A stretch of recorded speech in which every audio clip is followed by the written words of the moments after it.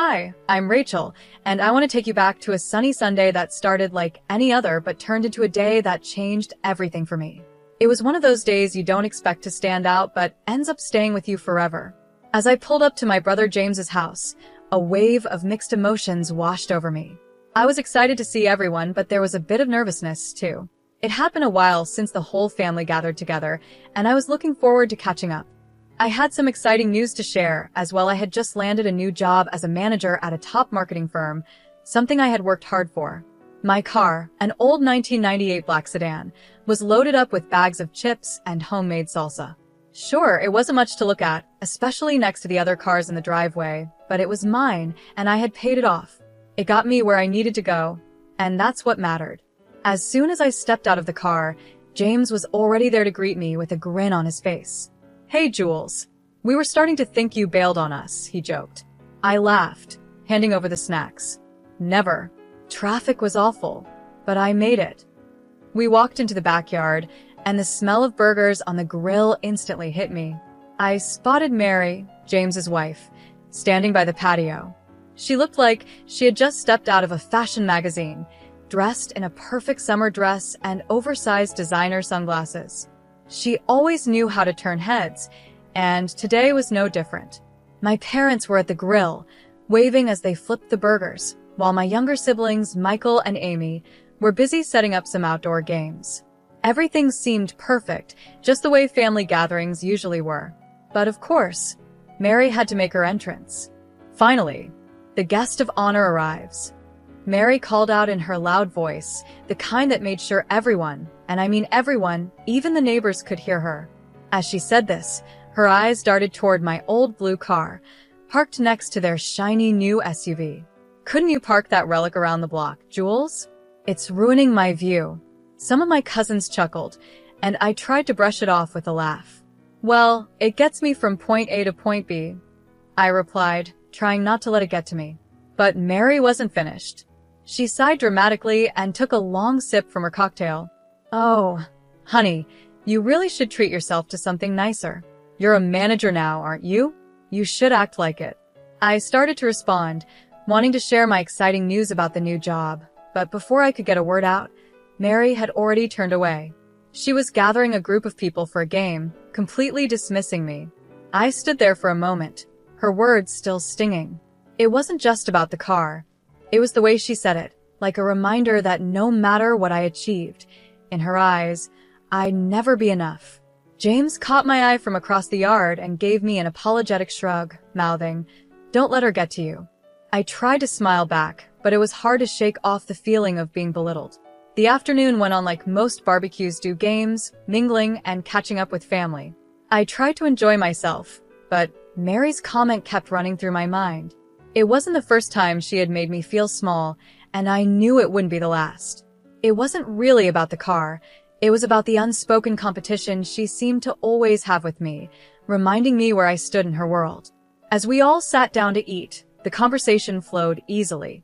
Everyone was sharing updates about their lives, from new jobs to family news.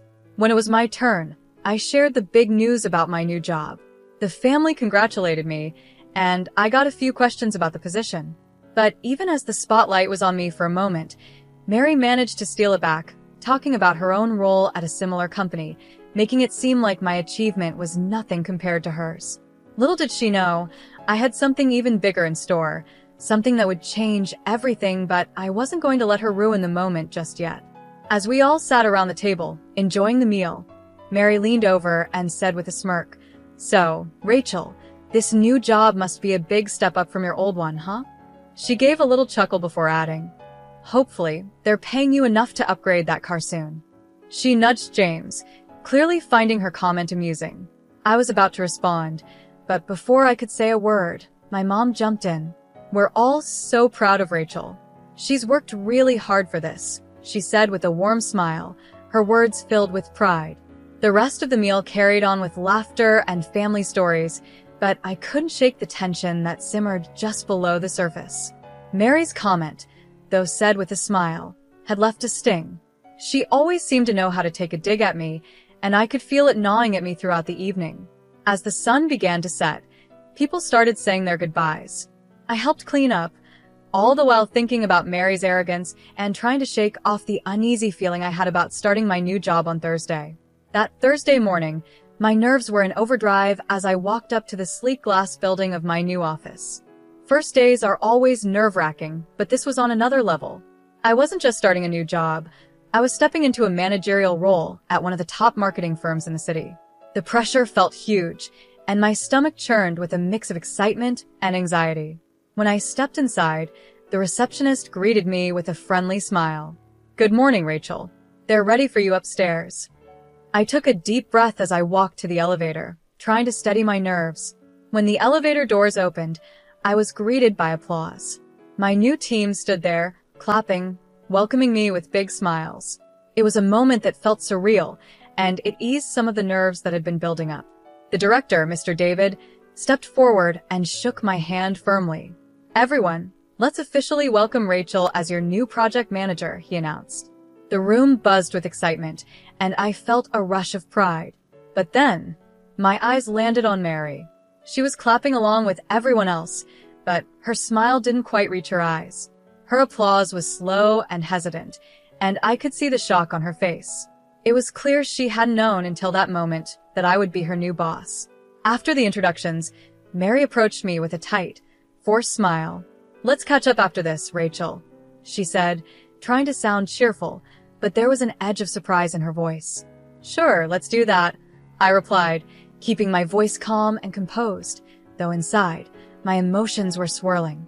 I couldn't help but feel a bit of satisfaction seeing Mary in this position after her comments at the barbecue.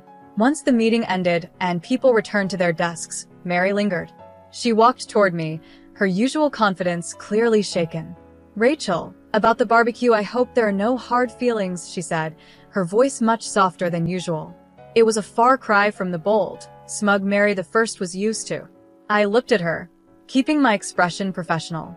"Mary, let's keep our focus on work. Personal matters stay outside these walls," I replied, giving her a polite but distant smile. "Of course, Rachel. You're right." Mary nodded, though her eyes darted away, unable to fully hide the unease she felt. In the days that followed, I threw myself into my new role. I spent hours reviewing project files and performance reports, trying to get up to speed as quickly as possible. One thing became clear: Mary's work required special attention. There were inconsistencies in her project timelines and budget allocations that didn't quite add up. I knew I had to address it sooner rather than later. During one of our one-on-one meetings, I decided to bring it up directly. "Mary, I've noticed some discrepancies in the Smith account. Can you walk me through your process here?" I asked, keeping my tone calm and professional. Mary hesitated for a moment, clearly caught off guard. "Sure," she replied, but I could see the unease in her eyes. It was going to be an interesting road ahead, managing both the professional challenges and the personal dynamics at play, but I was ready for it. This was my time to prove myself, and I wasn't about to let anything or anyone, including Mary, get in my way. Mary gave a nervous laugh, fidgeting with her pen. "I mean, it's probably just some small oversights. You know how it is with tight deadlines," she said, trying to brush off the issue. I looked at her calmly, but firmly. "Minor or not, accuracy is important, Mary. We can't afford any mistakes, especially with such important clients.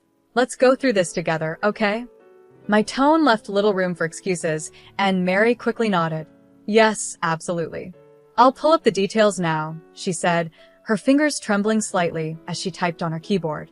As we went through the files, it became obvious that Mary had been cutting corners. Her work barely met the minimum standard, and the more we reviewed, the more gaps we found.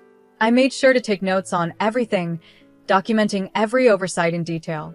I knew this would come up again in future meetings, and I needed to be prepared for it.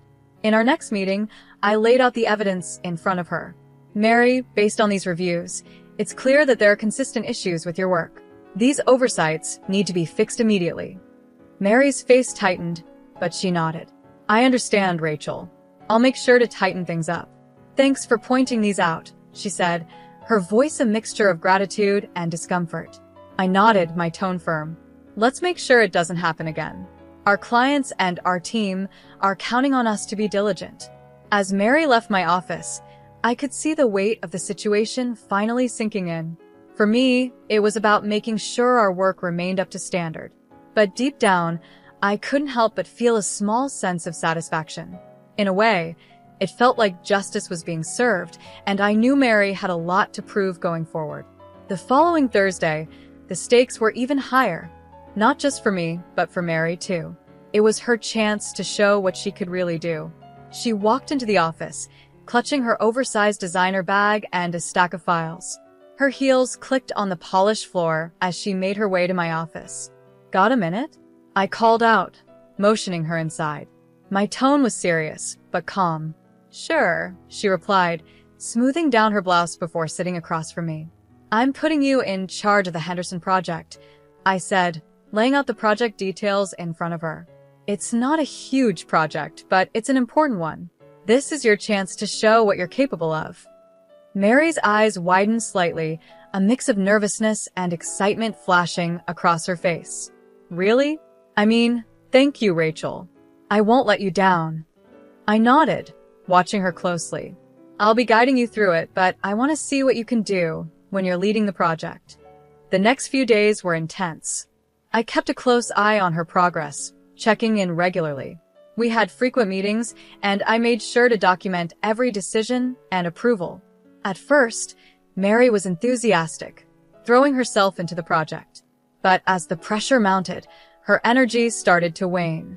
During one of our strategy sessions, I noticed her struggling. "Mary, during our last review, you mentioned outsourcing some of the graphics work. Have you properly vetted the vendor?" I asked, trying to get a clear answer. "Oh, yeah, they're fine," Mary replied quickly, clearly trying to move past the question. "I mean, it should be okay." I raised an eyebrow, not satisfied with her response. "It's important that they're more than just okay. Can you show me the vetting process you used?" Mary paused, realizing she hadn't done the proper work. Her confidence faltered, and I could see that the stress was getting to her. This wasn't just about doing the minimum anymore, it was about stepping up and proving that she could handle the responsibility. As the project continued, I pushed her to meet the high standards we needed. It wasn't easy, but I could tell Mary was learning. Mistakes were still made, but each time, she corrected them faster. Watching her work under pressure, I realized that while she had a long way to go, she was starting to take the job more seriously. By the end of the project, I could see a change in Mary. She wasn't the same overconfident, carefree person from before. She had been humbled by the experience, and while there was still room for improvement, I knew she was on the right path. I pressed on, knowing that any mistake now would be officially noted. Mary fumbled through her files, her usual confidence slipping away. "I'll get that information to you by the end of the day," she stammered. "I just didn't bring the paperwork with me right now." The days stretched into weeks, and the project deadline loomed closer. In a team meeting, it was finally Mary's turn to present her progress. The room was full, and the air was thick with anticipation. Mary stood at the front, holding her report, but her usual poise was gone. She seemed unsettled, her confidence nowhere in sight. "All right, let's see," she began, flipping through her notes. "For the marketing strategy, we are, planning to," her words trailed off, and she stumbled over her sentences. The report lacked the depth and clarity that was expected, and I could sense the tension rising in the room. Mr. David, who was seated in the corner, raised his eyebrows slightly and gave me a nod, signaling his concern. This was the moment I had been waiting for. "Mary," I interjected, "could you clarify how the budget was allocated? There seemed to be some discrepancies between your report and the original estimates." Her face turned red as she shifted uncomfortably. "Well, I had to make some last-minute changes, and the costs, well, they kind of got away from me." "I see," I said, keeping my tone calm but firm. "It's crucial that we stick to the planned budget, especially when dealing with new clients. We need to make sure this doesn't happen again." I glanced around the room and could see the concern on my team members' faces. It was important for everyone to learn from this, not just Mary. As the meeting ended, the team shuffled out, and murmurs about the project's status filled the room. Mary lingered behind, her defeat evident. Her usual confidence had crumbled, and I could see the weight of the situation settling on her. "Rachel," she said quietly as she approached me, I try to handle it, but I don't know what went wrong. I looked at her, my tone firm but not harsh. Managing projects is about oversight and adaptability, Mary. We need to discuss how we can fix this. Mary nodded, agreeing to meet with me later to work through the issues. I could tell she was embarrassed, but this was more than just her failure. It was about maintaining a high standard for the entire team. I documented everything carefully, noting the issues in her work. It was clear to everyone now that her mismanagement had caused problems, but I wasn't happy about her struggle. It wasn't about revenge. It was about protecting the company and our clients. Upholding professional standards was key. The day after that rough meeting, the office was unusually quiet. As I made my way to my desk, I could hear whispers behind me. People were talking about what had happened. Mary was pacing near the water cooler and intercepted me before I could even sit down. "This was a setup, wasn't it?" she accused, her voice full of tension and confusion. "You've been out to get me from the start." I stood my ground and met her gaze. "I gave you an opportunity, Mary," I said evenly. "The outcome was in your hands, not mine." Mary looked frustrated, her anger barely contained. I understood that she was upset, but her accusation wasn't fair. She had been given every chance to succeed, and the decisions she made were her own. I wasn't here to sabotage her, I was here to make sure the job was done right.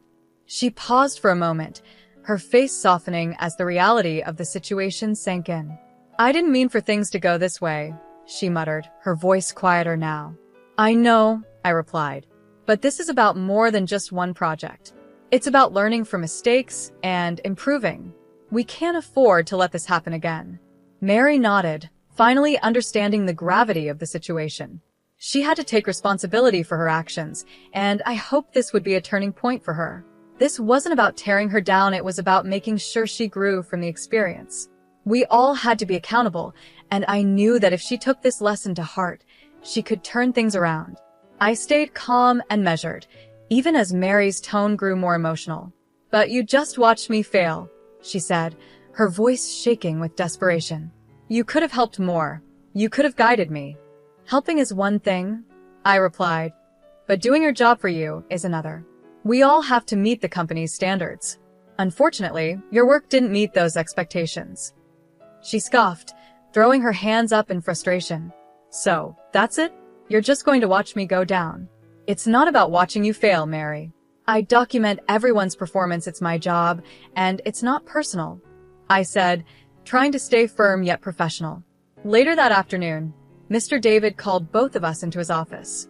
The tension in the air was thick as Mary and I sat across from him.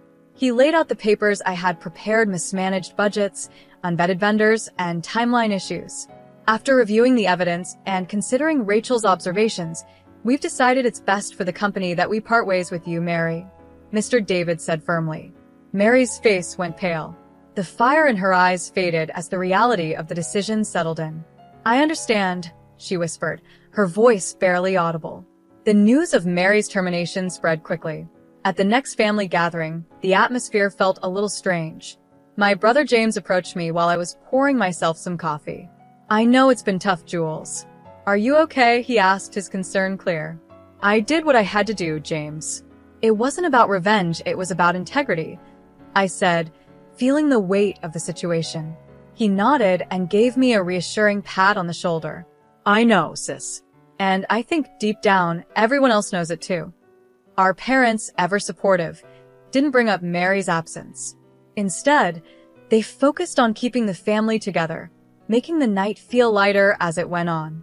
The laughter and conversation slowly helped ease the tension that had been there earlier. Later, as I drove home, the familiar hum of my old car gave me time to reflect.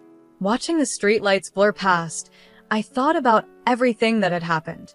My job demanded tough choices, ones that affected not just me but those around me. While I hadn't set out to hurt Mary personally, I knew my role was to uphold professional standards. That meant making difficult decisions, even when it involved family. Though the weight of those choices felt heavy, I drove on, confident that I had done my job with fairness and integrity. The road ahead felt clearer, guided by the principles I believed in most. And that wraps up our story. What do you think? Was Rachel right in how she handled the situation with Mary? Should she have been more supportive, or did she do the right thing by sticking to her professional duties? Let us know your thoughts in the comments below, and don't forget to like and subscribe for more stories like this.